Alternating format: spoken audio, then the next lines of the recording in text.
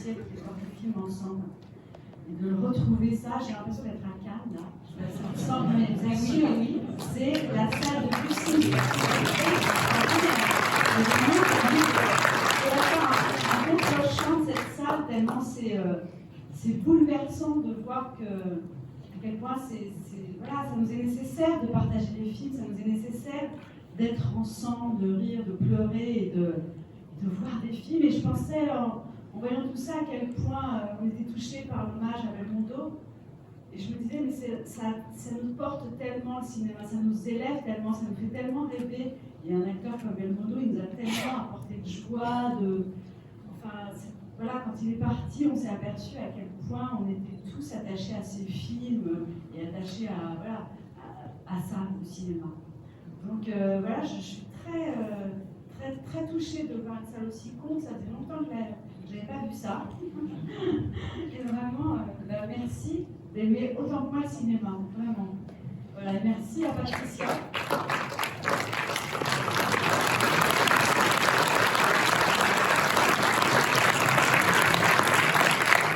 Et je suis honorée d'être marraine justement d'une salle aussi comble, d'un amour aussi entier, de Patricia, qui est toutes les personnes qui ont travaillé avec elle, je ne les connais pas toutes, je connais essentiellement Patricia, mais de tout ce travail que vous faites, parce que je sais à quel point c'est difficile, c'est compliqué en ce moment, et voilà, le pass sanitaire, plus tout ça, je suis honorée d'être la marraine d'un festival où je sens que il y a une vraie passion et un vrai engagement aussi sur des tas d'autres sujets que le cinéma, qui sont justement les ponts, comme faire la paix, faire tendre la main, plein de choses. Donc voilà, ça c'était ma introduction. Alors la longévité, je sais pas s'il y a une réponse, on va dire, que je pourrais donner qui serait exacte. La seule chose que je sais, c'est que en fait, les journalistes divisent les territoires entre les films d'auteur et le cinéma commercial. Nous, acteurs, on ne le fait pas. Et c'est vraiment c'est une intention journalistique, je pense, de séparer les mondes et de dire que les mondes sont divisés. Moi, je pense que les mondes ne sont pas divisés et qu'on a envie de travailler, faire des bons films, effectivement faire des films un peu plus exigeants, qui seraient plus difficiles, et puis un cinéma qui serait plus populaire et qui serait plus grand public. Et que nous, les acteurs, par exemple, on a envie de circuler entre ces deux choses. Donc voilà, et je pense que sinon, à part ça, c'est le vouloir et y penser tout le temps. Mais comme n'importe quelle autre profession, je dirais, voilà, le vouloir toujours. Merci.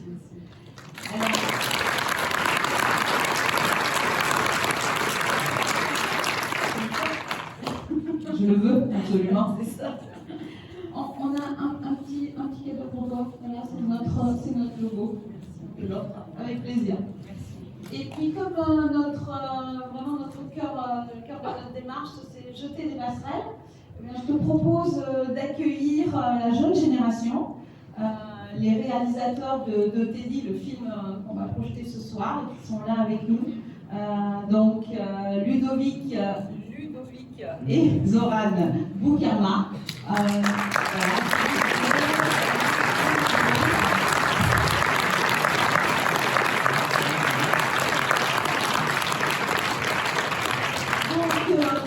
On avait déjà reçu, pour ceux qui sont habitués à notre festival, on avait déjà reçu Ludovic parce que Zoran était malade, mais il était venu avec Marielle Gauthier et Hugo Thomas pour présenter leur premier film réalisé à 8 mains, donc Willy Ier. Et entre-temps, Marielle et Hugo ont fabriqué des jumeaux. Voilà, donc aussi un joli projet.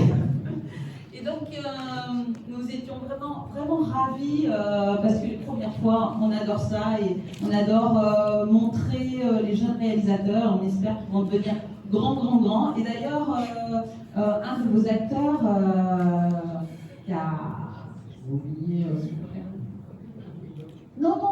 dans l'année de Roca. Caméra, voilà. Un de vos acteurs, Caméra, dans l'année des Roca, je l'ai entendu à la télé sur la 5, vous êtes comparé à Tarantino, parce que leur prochain film, L'année des requins, il y aura Cad et Marina Boyce, entre autres, et Anthony aussi, je crois. Donc c'est un beau destin qui vous prépare. Donc Gaël, si tu veux bien venir présenter. Alors Gaël, un des conférenciers, et la semaine prochaine on recevra Bastien. Donc Gaël Lavanti, directeur artistique héros du premier film du Festival du film international d'Annonay, et aussi du joli Festival de Mâcon, Effervescence, qui commence bientôt. Qui commence la semaine prochaine, voilà. Et donc je laisse la parole à Gaël pour présenter Zoran et Ludovic. Bien, bonsoir à toutes et à tous. Oui, c'est extrêmement émouvant. Je suis d'accord avec vous, Marilyn, sur le fait de voir une salle pleine. Bon, ça fait un peu congrès de chirurgien dentiste pour le moment, mais voilà, c'est de revoir. Voilà, je suis sûr, derrière les masques, il y a un sourire et des yeux qui pétillent, et je trouve extrêmement gonflé et audacieux le choix de pouvoir projeter Teddy en film d'ouverture. Très souvent, les films d'ouverture sont des films consensuels, on cherche, et là d'être sur, alors c'est pas un premier film, c'est un film de tout jeune réalisateur, et j'adore cette nouvelle génération. J'adore quand les films sortent des sentiers battus, et souvent voilà, pour les jeunes cinéastes, on a un cinéma voilà, qui prend des risques, qui va là où on ne l'attend pas.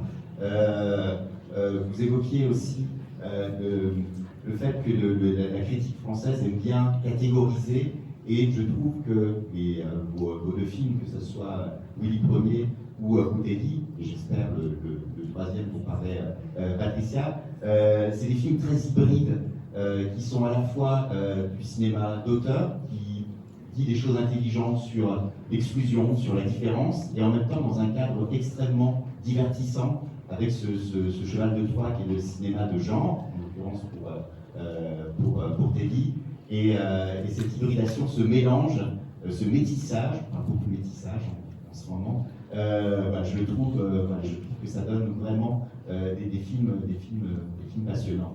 Et vous allez, j'espère, être aussi bluffé que l'équipe de programmation de Salon que moi quand on a découvert ce film-là. Alors, on ne va pas divulgacher je n'aime pas le terme spoiler, donc divulgacher, c'est toujours un peu périlleux de parler d'un film sans que vous l'ayez vu. Donc, on va poser deux, trois questions histoire d'amorcer l'envie et le plaisir de découvrir ce film-là. Peut-être parler de votre comment cette passion pour le cinéma est née, qu'est-ce qui a déclenché en vous l'envie de faire des films, sachant que vous venez d'un petit village dans le Lot-et-Garonne. Voilà, je crois que au lycée, cette passion par des ateliers théâtre, par le fait de faire des petits films en caméscope, ça a lancé un petit peu cette envie. Comment tout ça s'est passé? Qui prend la parole? Zoran, Ludovic. Bonsoir, déjà, merci d'être là, ça fait excessivement plaisir de voir une salle pleine. Nous, je pense qu'on a grandi quand même très loin du cinéma, et là où on a grandi, je pense que faire du cinéma, ça paraissait même absolument impossible. Pourtant, depuis qu'on est petit, on a une espèce de passion pour ça. Je ne sais même pas vraiment comment c'est venu. Je crois que j'ai un souvenir de nous deux, on collait de la maison à 4-5 ans, on avait une espèce de cassette audio avec des musiques instrumentales dessus. Et je me rappelle qu'on l'écoutait en boucle et qu'on imaginait des scènes du film qu'elle pourrait accompagner. Je ne sais pas si ça a commencé là, mais en tout cas, c'est un premier souvenir d'envie de cinéma que j'ai, en tout cas. Et ensuite, je pense que comme beaucoup d'enfants, on a pas mal piqué le caméscope familial pour faire des petits films avec notre cousine, notamment. Continue, c'était là. Et ensuite, je sais pas, moi, au collège, j'ai acheté un petit caméscope et j'ai commencé à faire des petits montages. Je pense que je passais mes week-ends à faire ça. Et Zoran a commencé par l'écriture en première au lycée, parce que Oui, alors c'est assez étonnant parce qu'en fait, moi, à l'époque de collège, j'étais très mauvais élève, du coup, il n'y avait absolument rien qui me prédestinait à avoir même ne serait-ce qu'envie d'écrire. Mais après, au lycée, alors c'est vraiment très très con comme truc, mais j'avais 25 minutes de bus pour aller en cours. Et comme la plupart des gamins dans le bus, j'avais mes écouteurs et j'écoutais la musique. Et un jour, de façon complètement, complètement au hasard, j'ai eu envie d'écrire une histoire, ça m'a donné envie d'une histoire en particulier que j'ai commencé à écrire chaque soir quand j'entrais chez moi de lycée. Et cette histoire que j'écrivais donc tous les jours, c'est devenu petit à petit un long métrage. Et après, c'est une habitude en fait qui ne m'a plus jamais quitté. Et quand on est arrivé à Paris avec Ludovic, on avait 19 ans, et on a décidé de réécrire cette histoire tous les deux. Et c'est devenu le premier scénario de long métrage qu'on a écrit ensemble. Et après, c'est qu'on a continué à faire ça. Ça nous a pu quitter un peu comme c'était une seule manie au début, c'est devenu finalement. Question qui me taraude aussi, alors non pas qu'il n'existe pas de frères et de sœurs cinéastes, je pense au Cohen, au Taviani, au Dardenne, mais des frères jumeaux, à part peut-être les sœurs Lapérouse, je ne pense pas que ça existe. Comment vous fonctionnez tous les deux cette écriture à quatre mains, enfin l'écriture à quatre mains c'est pas tellement vrai, mais loin d'être ambidex. Mais comment vous travaillez tous les deux, comment vous tissez les rôles? Déjà, il me semble qu'il y a d'autres frères jumeaux qui sont des frères Nasser qui sont palestiniens justement. Ah oui, et dont je crois que vous avez Tarzan et qui ont fini leur deuxième film et dont le deuxième film va bientôt sortir en France. Exactement, oui, c'est vrai. Voilà.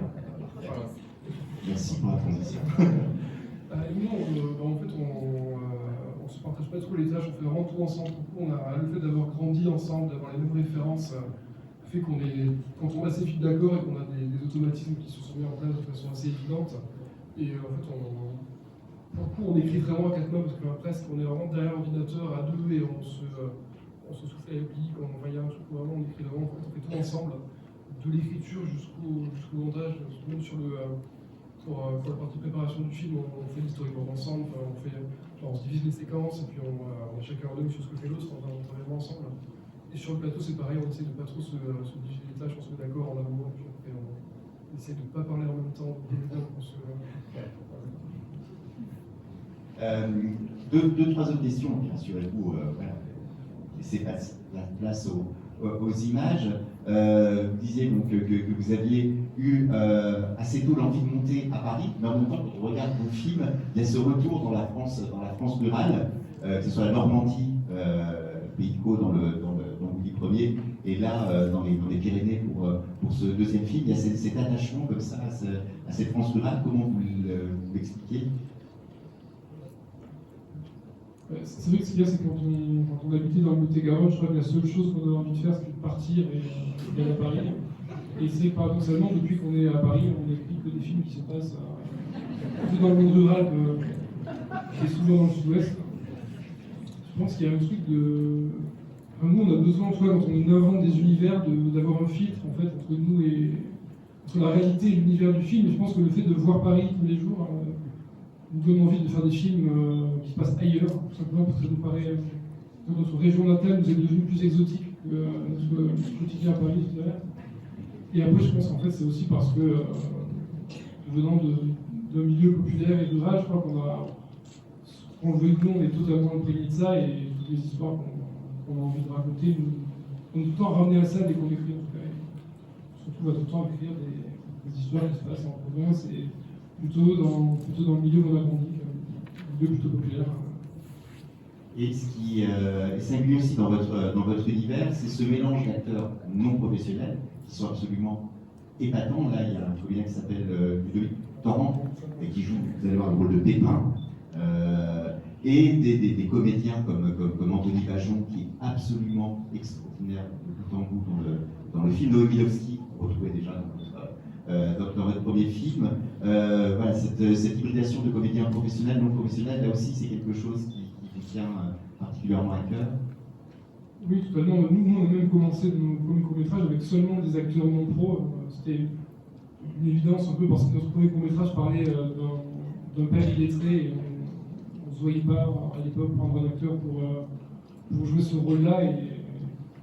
Et après, on a toujours poursuivi comme ça. Il y a un truc aussi quand on filme, nous, une région, c'est une région c'est aussi un accent, et on se voyait pas trop faire appel à un casting exclusivement de comédiens qui soit feraient un faux accent, soit pas d'accent, et ça sonnerait un peu faux, j'ai l'impression.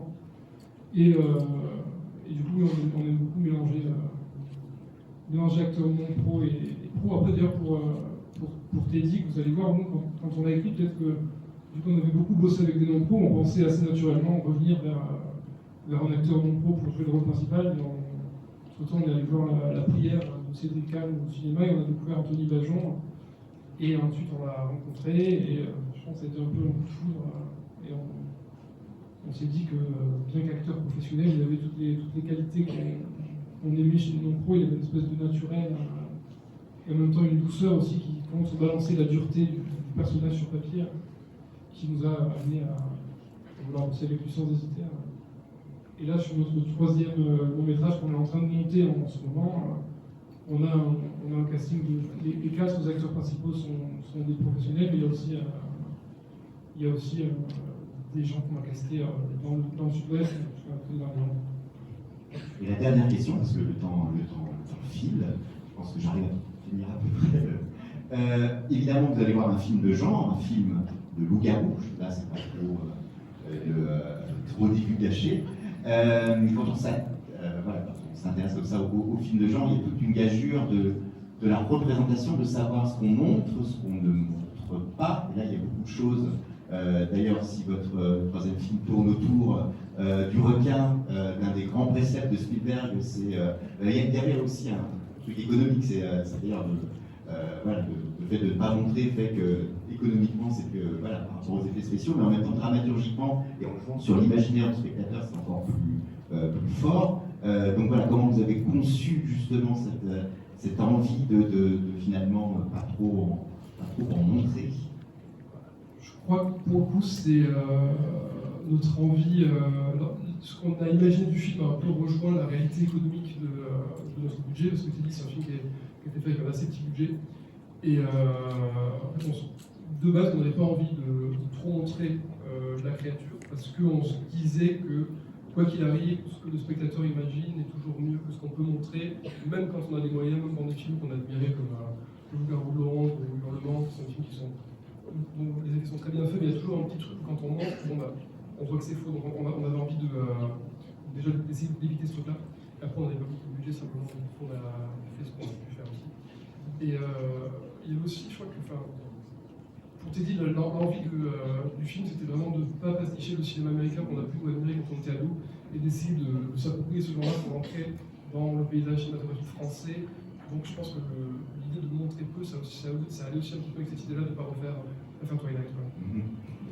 Oui. Et toute dernière question, le loup-garou, finalement, quand on y réfléchit, ça rejoint des thématiques de gémellité qu'on avait déjà dans Willy Ier.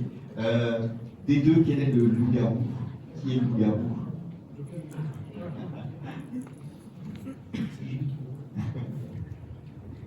Bien, merci à vous. J'espère que ça aura donné quelques pistes de réflexion sur le film. Alors, il n'y aura pas de discussion évidemment après le film, mais vous pourrez retrouver Ludovic et Zoran à la soirée et puis leur dire ce que vous avez pensé du film, parce que je pense que pour des jeunes cinéastes, c'est important d'avoir ce retour, j'imagine, des spectateurs, qu'ils soient positifs ou négatifs d'ailleurs. Ne leur jetez pas des tomates, jusque-là, mais sur leur film. En tout cas, vous allez prendre énormément de plaisir, j'espère hurler à la lune quand vous sortirez de la séance.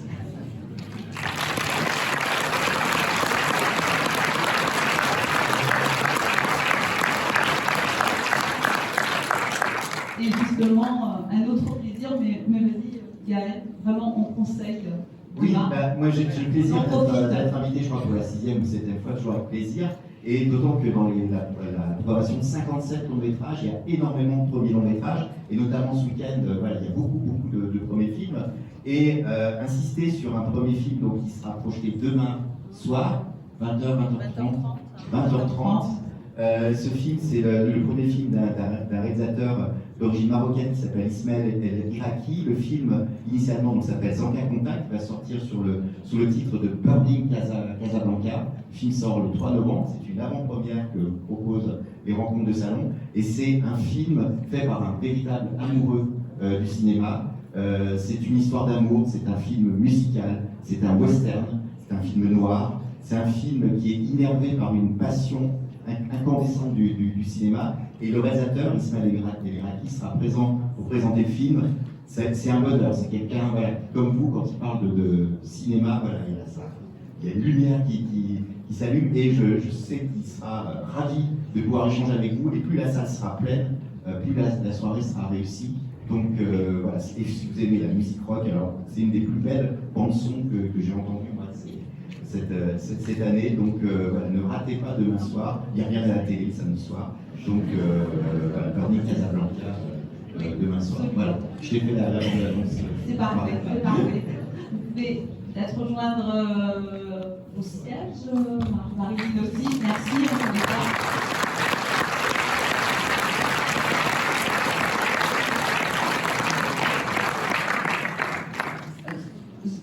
Zoran Coty était malade il y a quelques années. Alors voilà, donc, du coup, toi tu l'as toujours?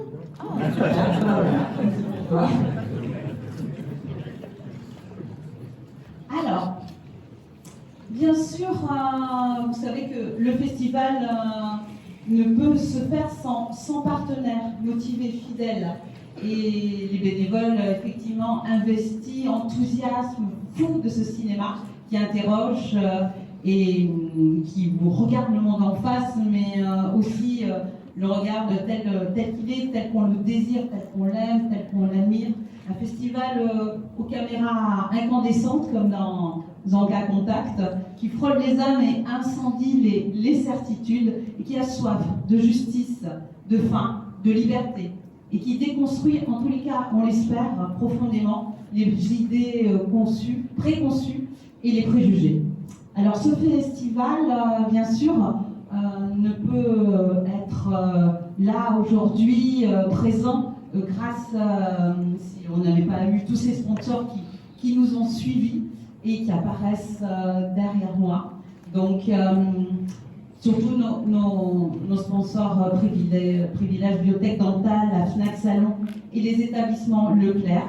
Et mes remerciements chaleureux vont aussi pour leur participation active à tous nos partenaires. Donc, en premier lieu, l'École de l'air et de l'espace et son directeur général de l'enseignement et de la recherche, le professeur Éric Blanco. Merci d'être présent parmi nous. On aura une soirée débat avec l'École de l'air et de l'espace autour de la communion jeudi 30 septembre. Et je dois souligner tout l'engagement d'Aurélie Cuc, professeur responsable de la cellule culturelle, et particulièrement cette année du sous-lieutenant Maxime Pérez, le président du club ciné et de théâtre de cette école de l'air, qui vraiment a mobilisé et a su argumenter pour revenir au cinéma. On remercie aussi le centre pénitentiaire de Salon, avec son directeur adjoint présent, M. Abdelaziz Sultan Gassim, parce qu'on fait une projection d'un des films qui passe dans notre programmation au centre de détention. Et ces ateliers et ce lien, et cette passerelle, et cet atelier hors les murs nous est particulièrement cher. Merci aussi, bien sûr, parce que vous le savez que notre festival travaille énormément sur l'éducation à l'image. Donc merci au lycée Adam Craponne, je crois que j'ai aperçu Chantal Gênes, qui est la référente culturelle, au lycée également de l'Empérie, avec en présence, je crois qu'il y a Ingrid de Berger, sa proviseure. Donc merci de permettre aux élèves de venir pendant cette semaine. Et puis je voudrais faire une dédicace spéciale à un de nos bénévoles, Laurent Catchicol, qui vraiment est professeur au lycée d'Empéry. Je ne sais pas où il est Laurent, mais en tous les cas, bravo Laurent pour ton engagement auprès des élèves et des profs pour qu'ils viennent effectivement à nos rencontres. Le club ciné aussi du collège Simone de Beauvoir de Vitrolles, Ghislaine et chère et Shafik, les professeurs qui sont vraiment auprès des élèves de 4e et 3e, porteurs de jolies valeurs, et ils viennent chaque année depuis un moment maintenant dans notre festival.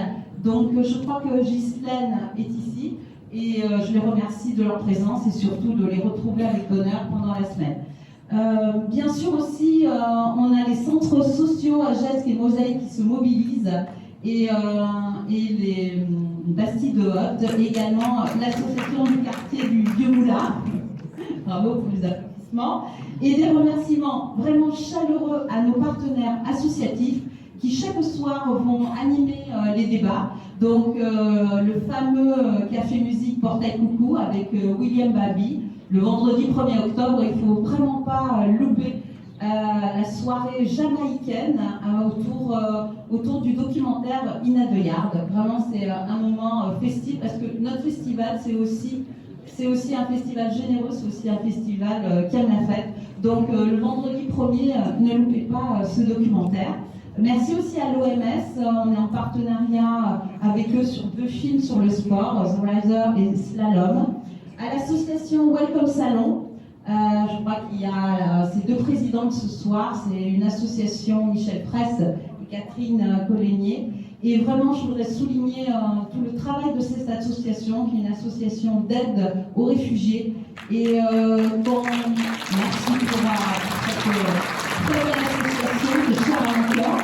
Et je crois que quand on accueille bien, on intègre bien et on a toute la richesse du monde qui peut bénéficier à notre pays.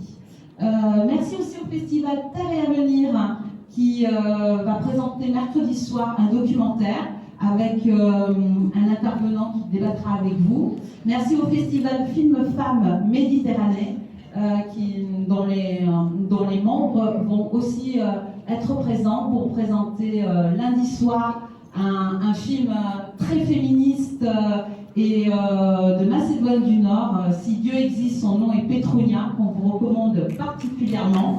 Voilà, là aussi, c'est une des valeurs que porte notre festival.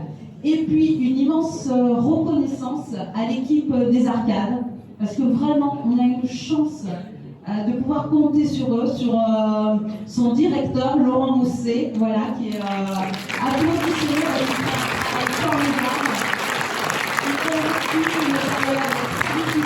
Et vraiment, merci à Laurent, merci à Virginie, à Olivier, Pierre, Jean-Claude, Nicolas. Les tout derniers, peut-être que je ne connais pas tous leurs prénoms, Sophie, Amandine, Cessa et Bertrand, j'oublie personne.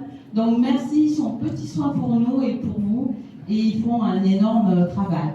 Et puis aussi, bien sûr, à tous mes camarades, parce que depuis 2 ans et demi, ils ont su garder le cap. Ils ont su vraiment ensemble nous donner, on s'est donné l'envie de faire avec amour de l'autre. Et vraiment, je voudrais que vous les applaudissiez parce qu'il a fallu tenir. Et j'aimerais bien que ce soir. Voilà, il faut tenir nos adhérents chéris qui vont pendant toute la semaine. Voilà, et vous pouvez peut-être les applaudir un tout petit peu plus loin.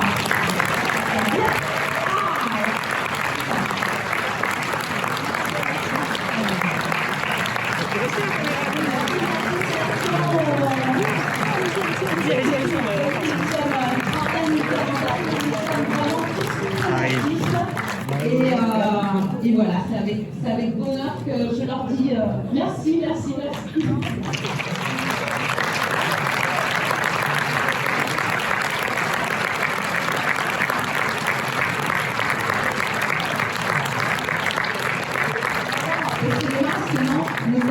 Dans la photo. Mais il faut que tu viennes, parce que toi aussi, tu prends la photo. Et nous voulions, si Pierre peut mettre, voilà, nous voulions absolument ce soir rendre hommage à, pendant ces 2 ans et demi, nous avons malheureusement perdu 2 de nos adhérents. Et vraiment, c'était l'occasion, on voulait pas perdre ce moment pour leur rendre un petit hommage. Normalement, il devrait apparaître sur l'écran, mais bon, la jonction va se faire.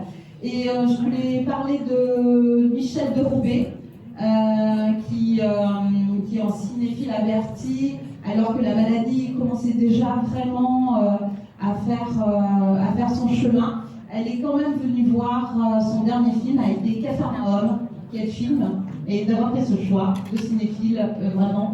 On voit bien que le cinéma et la vie sont vraiment intimement liés.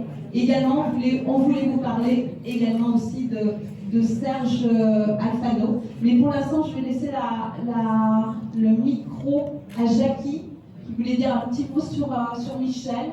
Et je remercie Yves Deroubaix, son mari, d'être là avec nous. Bonsoir.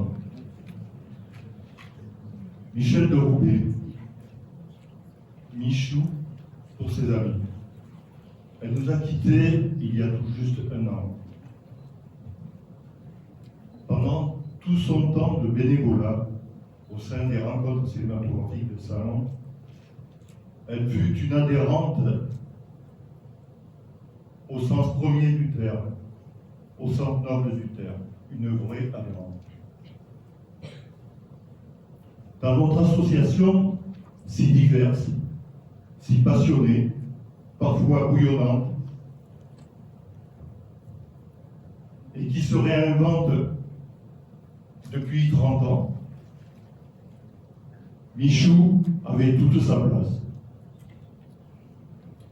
Elle était d'abord une cinéphile avisée, mais aussi une personne à l'écoute des autres, et curieuse des découvertes de chacune et chacun dans ce 7e art si vaste qui nous unit, qui nous divise parfois, mais souvent qui nous rassemble.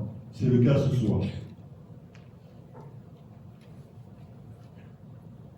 Michel, Michou, elle était discrète mais présente, sans préjugés envers nos avis, envers les goûts de chacun ou de chacune, accepter le choix des autres avec le recul qui est nécessaire.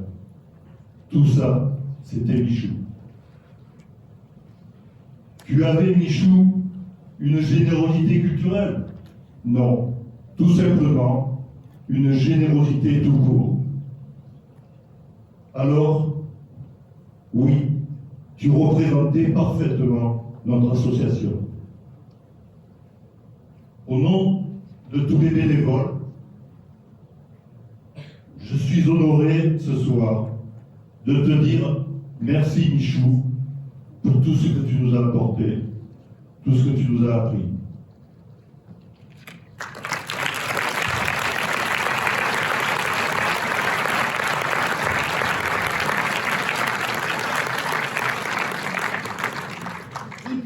Je pense que ce qui fait lier Sergio, qui était dans notre association Alfano depuis 4 ans, c'est cette même réserve qu'il partageait, cette pudeur, cette réserve qu'il partageait avec Michel. Donc, Sergio Alfano, je remercie Marie-Jo, qui est là aussi, son épouse, parmi nous. Donc Sergio a rejoint un Napolitain. Alors un Napolitain, même s'il était très réservé, très discret, un Napolitain séducteur, hein, ami, qui a su vraiment parfaitement s'intégrer et qui voulait absolument, dans cette association, redonner ce que Salon lui avait donné, puisque c'était sa vie d'adoption et qu'il voulait vraiment œuvrer pour sa ville et œuvrer également pour sa passion, le cinéma. Alors, pas que le cinéma italien, parce que vraiment Sergio était quelqu'un à la culture immense, mais qui se découvrait petit à petit. Il était d'une grande pudeur. Et je crois que ce qui nous a vraiment extrêmement bluffé, notre admiration, je parle au nom de tous les membres de l'association, c'est qu'il a forcé notre admiration parce que jusqu'au bout, il a voulu être dans notre association. Et jusqu'au bout, il a travaillé, il a distribué Il est venu aux réunions, il a participé. Et longtemps, on sera bercé par son sens de l'humour aussi, parce que c'était quelqu'un qui avait un grand sens de l'humour. Donc ce soir, voilà, un hommage aussi à Sergio. Merci.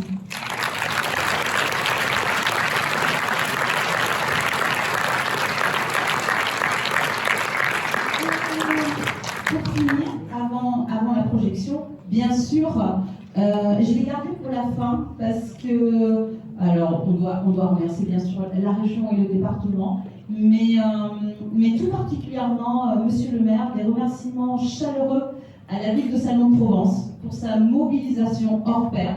Vraiment, vos agents ont le sens du service public et de la préoccupation et du soin à apporter et de l'aide et de la solidarité vis-à-vis, en tout cas, de notre association, mais je sais que c'est le cas de toutes les autres associations.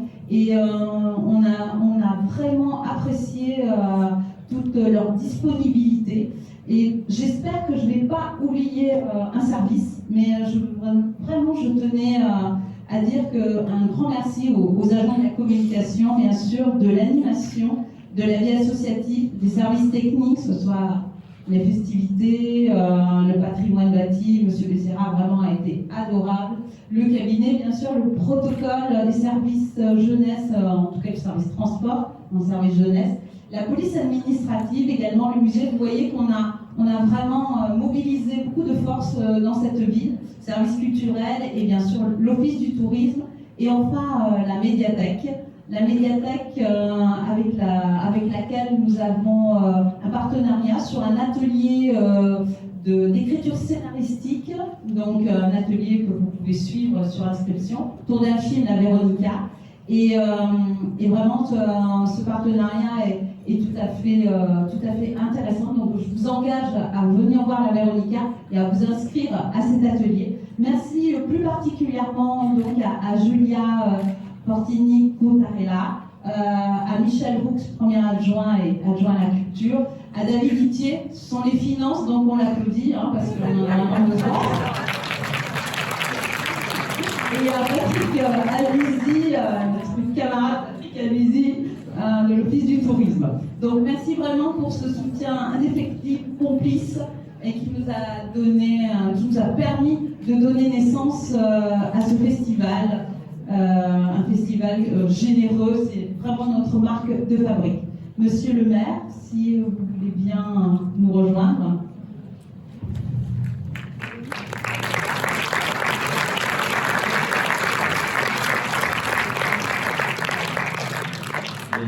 Notre présidente, votre présidente, a adressé beaucoup de remerciements. Donc un qui nous aura tous touchés, Patricia, et merci pour le clin d'œil pour Sergio et pour Michel. Je crois qu'ils incarnaient vraiment cette richesse que nous avons dans cette ville, des hommes et des femmes de l'ombre, mais qui veulent simplement servir la cause publique et des passions et une ville.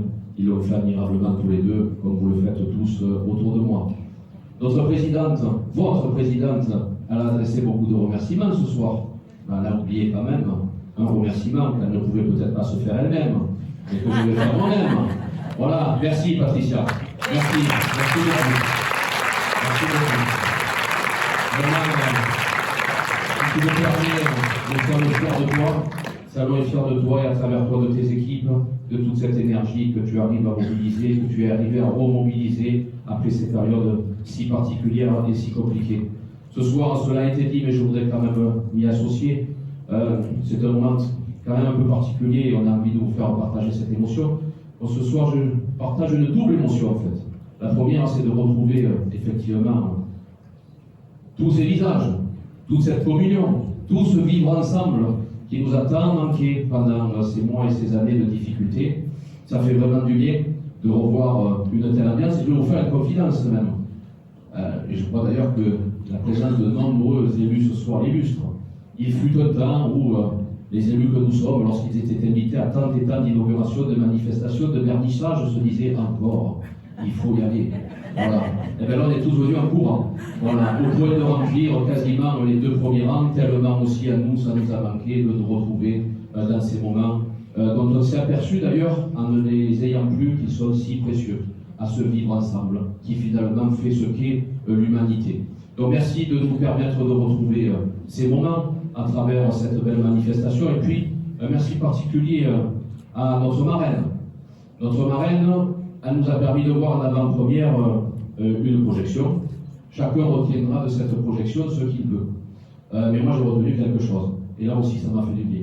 J'ai retenu le propos de cette jeune fille dans cette classe, lorsqu'on lui demandait ce qu'elle pensait du conflit israélo-palestinien. Et elle a dit finalement qu'elle n'y comprenait pas grand-chose à ce conflit, mais qu'elle n'aspirait qu'à une chose, et bien que demain ça se règle et que nous retrouvions la paix. Et ce soir, nous nous retrouvons autour de beaux messages de paix, de fraternité, de vivre ensemble.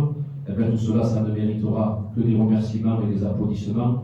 Et on va donc à cet instant, et le maire va exprimer la voix modeste de toute une ville, crier tous ensemble, vive les rencontres ciné, vive le cinéma, vive la culture, vive le vivre ensemble et vive Salon de Provence. Merci à tous.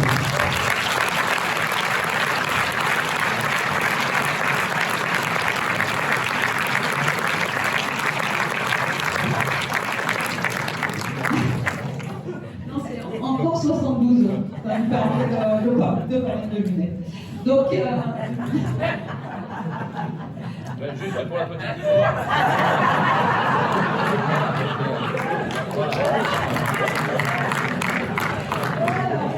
merci, monsieur le maire, de vos encouragements. Et moi, je dirais merci, maman. Parce que sans elle, je ne serais pas là. Et je ne serais pas ce que je suis surtout. Donc, merci, maman, et papa, bien sûr, mais merci, maman.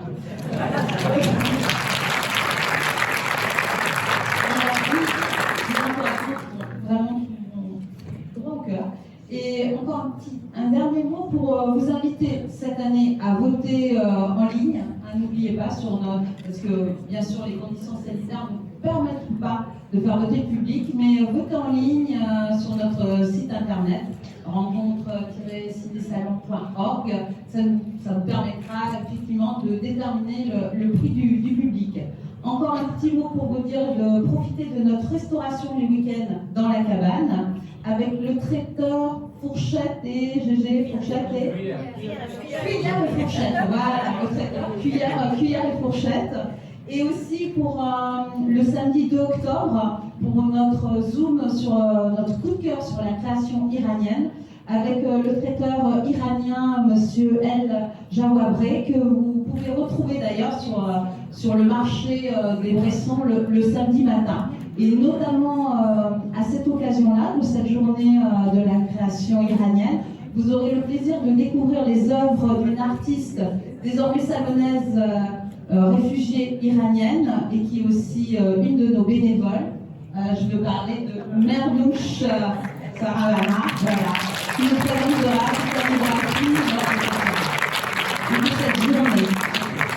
Donc, et ben maintenant, je vous invite à nous rejoindre. Pensez-y, rejoignez-nous au château, parce que je vous l'ai dit, notre marque de fabrique, c'est la fête. Donc, au château, après cocktail dînatoire, avec DJ Thérèse. Et là, DJ Thérèse, la DJ des terrasses, DJ salonnaise. Et vraiment, il ne faut pas rater cette soirée après la projection donc, de Teddy. Et bonne soirée à tous. Merci.